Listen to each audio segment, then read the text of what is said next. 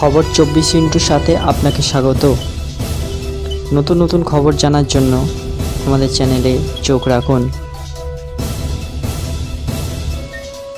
নমস্কার দর্শক বন্ধুরা, স্বাগত আমাদের এই চ্যানেলে। আবার ছন্দে ফেরার অপেক্ষায় দীঘা, শঙ্করপুর, মন্দারমণি, তাজপুর সহ পূর্ব মেদিনীপুরের উপকূলবর্তী এলাকা। শীঘ্রই উঠে যাচ্ছে ব্যান পিরিয়ড। আগামী 14 জুন উঠছে সমুদ্রে মাছ ধরার উপর নিষেধাজ্ঞা। তার আগে এখন উপকূলীয় এলাকায় মৎস্যজীবীদের মধ্যে মাছ ধরার প্রস্তুতি তুঙ্গে।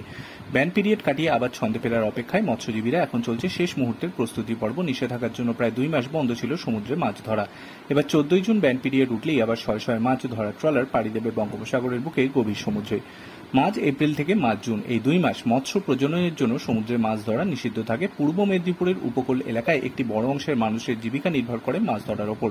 2 মাস মাছ ধরার ওপর নিষেধাজ্ঞা থাকার ফলে মৎস্যজীবীদের কোনো সমস্যা না হয় তাই নিশ্চিন্ত করতে পদক্ষেপ করেছে রাজ্য সরকার। চালু হয়েছে সমুদ্র সাথী প্রকল্প। ব্যান পিরিয়ডে এই 2 মাসে 5,000 টাকা করে মোট 10,000 টাকা করে দেওয়া হচ্ছে মৎস্যজীবীদের। ব্যান পিরিয়ড উঠতে বাকি আরও 1 সপ্তাহ। এর আগে ট্রলারে রং করা ধূসকে তেল ভরা, বরফ মজুত করা এবং অন্যান্য সব প্রয়োজনীয় কাজকর্ম সেরে নিচ্ছেন মৎস্যজীবীরা। জালের বাঁধন যাতে কোনোভাবে আলগা না হয় তা নিশ্চিন্ত করে শেষ মুহূর্তে জালের গিটও বেঁধে নেওয়া হচ্ছে শক্ত করে। উল্লেখ্য, দীঘা, রামনগর, খেজুরি, মহিষাদল, কোলাঘাট সহ বিভিন্ন এলাকায় প্রায় 3,000-এরও বেশি মাছ ধরার ট্রলার রয়েছে। সমুদ্রে পাড়ি দেওয়ার আগে বিভিন্ন ট্রলারগুলিতে চলছে পুজো দেওয়ার পালা। Bureau report.